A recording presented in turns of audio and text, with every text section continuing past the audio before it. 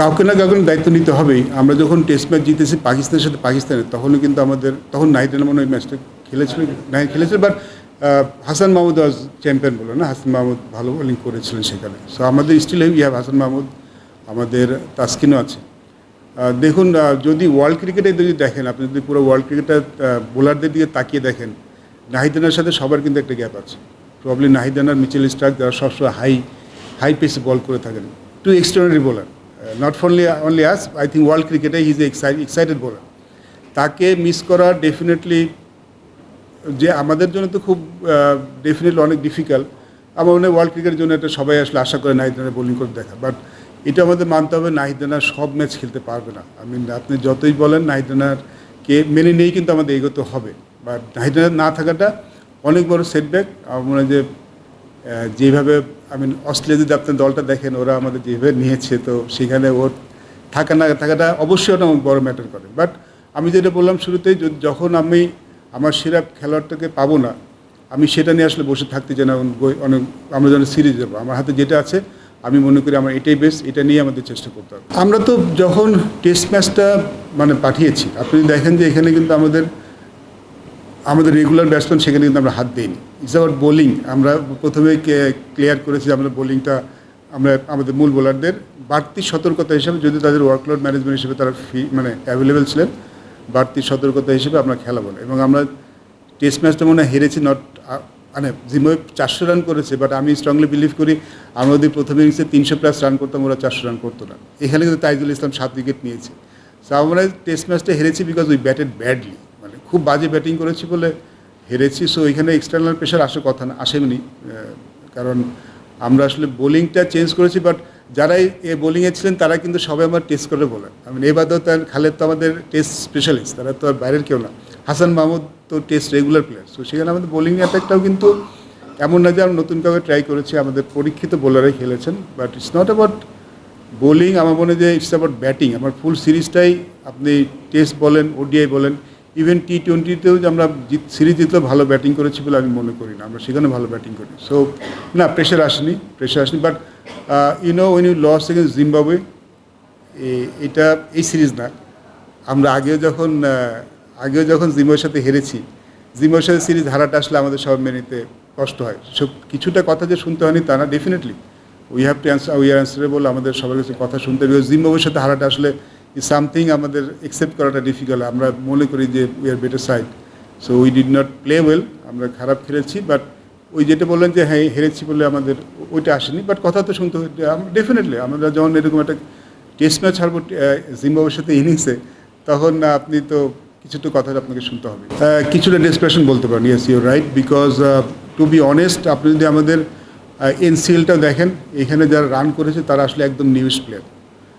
জাকির হাসান আছেন আরেকজন, যিনি টেস্ট ম্যাচ খেলেছেন, বাট আমাদের কাছে মনে হচ্ছে সৌম্য ইজ মোর, এই পেসটাও আগে খেলেছে অন্যদের থেকে। এই পেস যে বোলিংটাও, এই পেসটা সৌম্য সরের যেটা খেলেছে, বাকিরা কেউ খেলেনি। আমরা যেটা বললাম যে আমাদের পাইপলাইনে খেলোয়াড় আছেন, তারা কেউ রেডি নয়।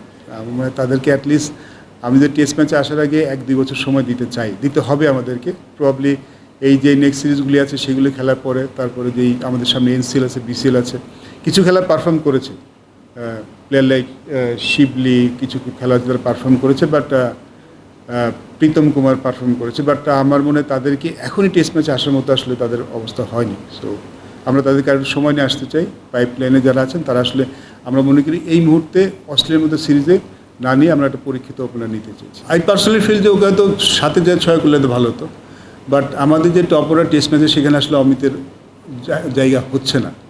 নাম্বার 3-তে আমাদের মমিনুল ব্যাটিং করে, নাম্বার 4-এ শান্ত, নাম্বার 5-এ মুশফিক রহিম। সো সেখানে আসলে অমিতের আসলে জায়গা নেই। আমার মনে হয় যে যদি আসে 6 আসলে হয়তো ভালো হতো তার জন্য। 7-এর জায়গায় 6 আসলে আমার মনে প্রিফারেবল ছিল। He is not opening batsman. আমাদের চিন্তা ভাবনায় আছে, because he is technically very sound. ওকে ওপেনিংয়ে আমরা কিন্তু চিন্তা করেছি যে ওপেনিংয়ে আনা যায় কিনা, কিন্তু আমাদের কাছে মনে হচ্ছে ওকে যদি ওপেনিং আনতে চাই, ওকে একটু আমাদের যেই খেলাগুলি আছে সেখানে ওপেনিং করিয়ে তারপর টেস্ট ম্যাচে আনতে হবে। এই যে টপ অর্ডার ব্যাটসম্যান আসলে টপ অর্ডার আসলে জায়গা নেই, এটা আনফর্চুনেট। বাট আমরা আসলে ওকে দলে চেয়েছি, যেহেতু দলে আছে, তো হয়তো 6 নম্বরে আসলে ভালো হতো 7-এর জায়গায়। তার আগে আসলে আমাদের যে ব্যাটিং লাইন আপ সেখানে আসলে জায়গা হচ্ছে না। ওই ট্যুরের সাথে এই ট্যুরের একটা সিমিলারিটি আছে, ওই ট্যুরটাই সব প্লেয়ার খেলেছিল। স্টিভে মানে অস্ট্রেলিয়ার যত প্লেয়ার ছিল ওদের ওই সময় তো অস্ট্রেলিয়ান টিমটা স্টিভ মানে ওদের ওই যেই দলটা ওই দলের সবগুলি প্লেয়ার খেলেছিল, কেউ বাকি ছিল শুধু শেনওয়ান প্রবলি ডোপকায় মানে খেলে ম্যাগিল খেলেছিল। So they played with their full test team. এবারে কিন্তু তাই হচ্ছে। দেখুন আমি জানি না এখনও কীরকম উইকেট ওরা আমাদের প্রডিউস করবে। ডারউইন অ্যান্ড ম্যাকাই কেয়ার্সে যে আমরা আগে যখন খেলেছি তখন ডারউইন উইকেটটা কিন্তু কিছুটা সিমিলারিটি আমাদের মতো, বিকজ ডারউইন কিন্তু আমাদের কাছাকাছি, কন্ডিশনটা কিন্তু ঠিক অস্ট্রেলিয়ান কন্ডিশন না। এখন তারা যদি আমাদের সিমিং ট্যাগ মানে ডিফারেন্ট কেস, বাট ইউজুয়ালি ডারউইনের কন্ডিশনগুলি অনেকটা আমাদের মতো, মানে খুব বেশি নট লাইক পার্থ, ব্রিসবেন অথবা মানে মেলবোর্নের মতো উইকেট আগে ছিল না, এখন কেমন আমি গেলে হয়তো ভালো বুঝতে পারবো। লোক অস্ট্রেলিয়ানদের আমরা যখন যাই তখন তো আমাদের নিয়ে অনেক কথা হয়েছিল যে একদিনে টেস্ট ম্যাচ শেষ হবে। আমরা কিন্তু 4 দিন টেস্ট ম্যাচ খেলেছিলাম অস্ট্রেলিয়ার সাথে, ওই অস্ট্রেলিয়া দলের সাথে, যেখানে ম্যাক্সিমাম দলে 3 দিনে শেষ হতো। তখন অস্ট্রেলিয়া যারা যেতেন ট্যুরে, আমার মনে হয় অস্ট্রেলিয়ার সাথে আমি পার্সোনালি ফিল করি অ্যাটাকিং ক্রিকেট খেলা ভালো, বিকজ ওদের বোলাররাও সব অ্যাটাকিং এবং দে ডোন্ট এক্সপেক্ট যে তাদের কি কেউ অ্যাটাক করবে। সো আমার কাছে মনে হয় যে যদি অ্যাটাকিং ডাজন্ট মিন যে আপনি একদম সব বল মানে ছাড়বেন, বাট পজিটিভ মাইন্ডসেট নিয়ে ব্যাটিং করাটা মনে হয় অস্ট্রেলিয়ান টিমের সাথে যারাই করে তারা সাকসেসফুল বেশি হয়।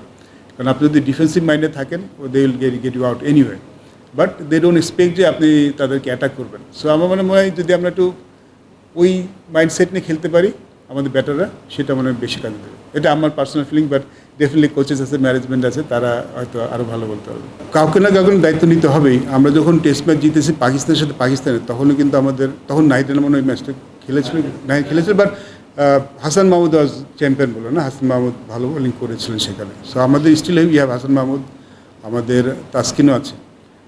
দেখুন যদি ওয়ার্ল্ড ক্রিকেটে যদি দেখেন, আপনি যদি পুরো ওয়ার্ল্ড ক্রিকেটটা বোলারদের দিকে তাকিয়ে দেখেন, নাহিদ রানার সাথে সবার কিন্তু একটা গ্যাপ আছে। প্রবলি নাহিদ রানার, মিচেল স্টার্ক, যারা সবসময় হাই পেসে বল করে থাকেন, two extraordinary bowler, not only us, I think world ক্রিকেটে হি ইজ এক্সাইটেড বোলার। তাকে মিস করা ডেফিনেটলি যে আমাদের জন্য তো খুব ডেফিনেটলি অনেক ডিফিকাল্ট। আমার মনে হয় ওয়ার্ল্ড ক্রিকেটের জন্য এটা সবাই আসলে আশা করে নাহিদ রানা বোলিং করে দেখা, বাট এটা আমাদের মানতে হবে নাহিদ রানা সব ম্যাচ খেলতে পারবে না। আপনি যতই বলেন নাহিদ রানাকে মেনে নিয়েই কিন্তু আমাদের এগোতে হবে, বাট নাহিদ রানা না থাকাটা অনেক বড় সেটব্যাক। আমার মনে হয় যে যেভাবে অস্ট্রেলিয়া যদি আপনার দলটা দেখেন, ওরা আমাদের যেভাবে নিয়েছে, তো সেখানে ওর থাকাটা অবশ্যই একটা বড় ম্যাটার করে। বাট আমি যেটা বললাম শুরুতেই, যখন আমি আমার সেরা খেলোয়াড়টাকে পাবো না, আমি সেটা নিয়ে আসলে বসে থাকতে চাই না। অনেক আমরা যেন সিরিজ যাবো, আমার হাতে যেটা আছে আমি মনে করি আমার এটাই বেস্ট, এটা নিয়ে আমাদের চেষ্টা করতে হবে।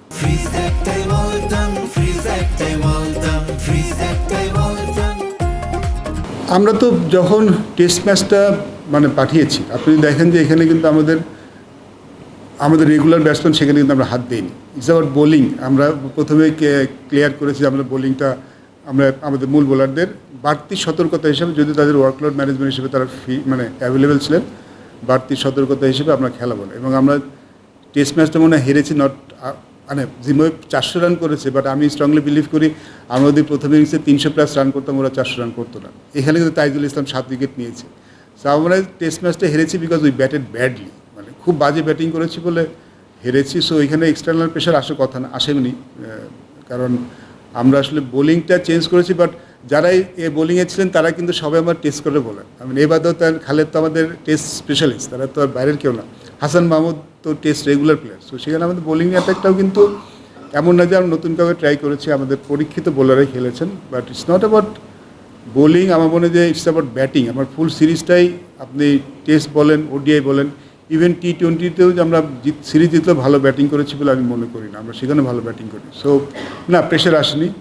But when you loss against Zimbabwe, এটা এই সিরিজ না, আমরা আগেও যখন জিম্বাবুয়ের সাথে হেরেছি, জিম্বাবুয়ের সাথে সিরিজ হারাটা আসলে আমাদের সব মেনে নিতে কষ্ট হয়। সব কিছুটা কথা যে শুনতে হয়নি তা না, ডেফিনেটলি উই আর অ্যান্সারেবল, আমাদের সবার কাছে কথা শুনতে হবে। জিম্বাবুয়ের সাথে হারাটা আসলে সামথিং আমাদের অ্যাকসেপ্ট করাটা ডিফিকাল্ট। আমরা মনে করি যে we are better side, so we did not play well, আমরা খারাপ খেলেছি। বাট ওই যেটা বললেন যে হ্যাঁ হেরেছি বলে আমাদের ওইটা আসেনি, বাট কথা তো শুনতে ডেফিনেটলি আমরা যখন এরকম একটা টেস্ট ম্যাচ হারবো জিম্বাবুয়ের সাথে ইনিংসে, তখন আপনি তো কিছুটা কথা আপনাকে শুনতে হবে। কিছুটা ডেসপারেশন বলতে পারেন, yes you're right, because to be honest আপনি যদি আমাদের এনসিএলটা দেখেন, এখানে যারা রান করেছে তারা আসলে একদম নিউজ প্লেয়ার।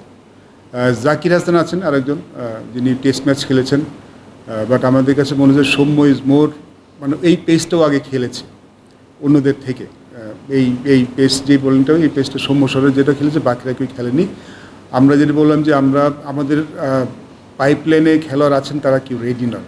মানে তাদেরকে অ্যাটলিস্ট আমাদের টেস্ট ম্যাচে আসার আগে 1-2 বছর সময় দিতে হবে আমাদেরকে। প্রবাবলি এই যে নেক্সট সিরিজগুলি আছে সেগুলো খেলার পরে, তারপরে যেই আমাদের সামনে এনসিএল আছে, বিসিএল আছে, কিছু খেলা পারফর্ম করেছে প্লেয়ার লাইক শিবলি, কিছু খেলোয়াড় যারা পারফর্ম করেছে, বাট প্রীতম কুমার পারফর্ম করেছে, বাট আমার মনে হয় তাদেরকে এখনই টেস্ট ম্যাচে আসার মতো আসলে তাদের অবস্থা হয়নি। সো আমরা তাদেরকে আরও সময় নিয়ে আসতে চাই। পাইপলাইনে যারা আছেন তারা আসলে, আমরা মনে করি এই মুহূর্তে অস্ট্রেলিয়ার মতো সিরিজে না নিয়ে আমরা একটা পরীক্ষিত ওপেনার নিতে চাই। আই পার্সোনালি ফিল যে ওকে হয়তো 7-এ যায় 6 করলে তো ভালো হতো, বাট আমাদের যে টপ অর্ডার টেস্ট ম্যাচে সেখানে আসলে অমিতের জায়গা হচ্ছে না।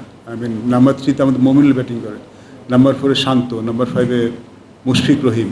সো সেখানে আসলে অমিতের আসলে জায়গা নেই। আমার মনে হয় যে যদি আসে 6 আসলে হয়তো ভালো হতো তার জন্য। 7-এর জায়গায় 6 আসলে আমার মনে প্রিফারেবল ছিল।